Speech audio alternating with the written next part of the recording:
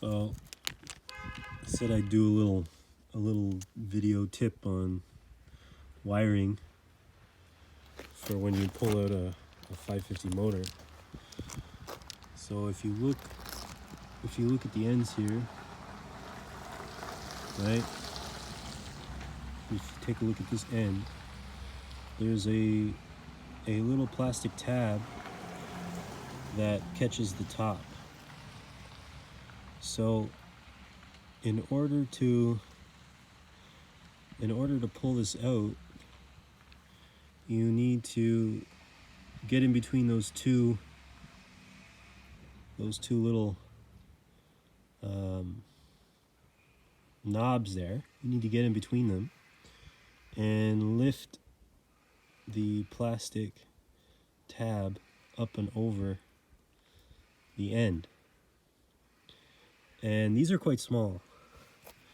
So if you use, I tried using this little screwdriver, and it's it's too big. It's too big.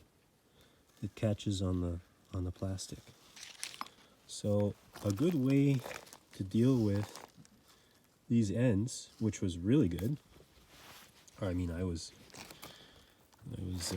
thinking about it for a little bit, but I've done this before, but I have a smaller screwdriver than that, and I lost it. So I just took a paper clip and a file, and I filed the end of this paper clip so that it had a little bit of a pointy edge. And visually, I'll show you visually what it looks like when you do this. I'm not going to be able to do it because I'm holding my phone. But if you go in at this angle, you go in from the top, like so. I'll show you on the, if you go in at a sharp angle like this, you'll be able to catch the plastic, and then you kind of just, because you're trying to lever it up. So you want to go in from the top of the wire lead that you're looking to release, and then lever it up, trying to lift up that plastic tab. And at the same time, you're pulling a little bit on the wires to release the wire lead. So I've released them now. No damage. There's not much damage. I might have rubbed on the plastic a little bit, but you can see the two little tabs in there. So those are the guys that you want to lift up towards that side, towards the clip side. You want to lift them up. So now I have to wire these back. I did the big ones too. These are the ends for the voltage regulator. So I'm gonna have to connect these, solder these back. I've got my eBay kit here. So I'm gonna do this, and then these have to go onto the machine. So I'm actually gonna add a little bit of wire length to these guys because it's very short. They're short on this end, and the wire available on the machine end is also very short.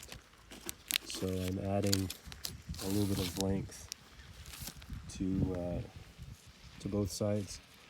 But if you take the clips apart like this, then you don't have to spend time soldering wires, and you're not creating a section in the wire that could become a weak point, a point of corrosion. Because when you cut a wire like that, you interrupt the insulating, of the wire, and air and moisture can now get into the wire at that point. I mean, you could do a whole lot of work, you know. I'm gonna solder this. I've got heat shrink. I've got I'm gonna tape it up, but you've still cut the wire, and the heating and cooling cycles that that the wires go through. You know, there's probably going to be, you know, I'm going to do my best, but it's not factory anymore. So yeah. So a little tip: well, you can just undo them. All you need is a freaking paper clip. Anyways.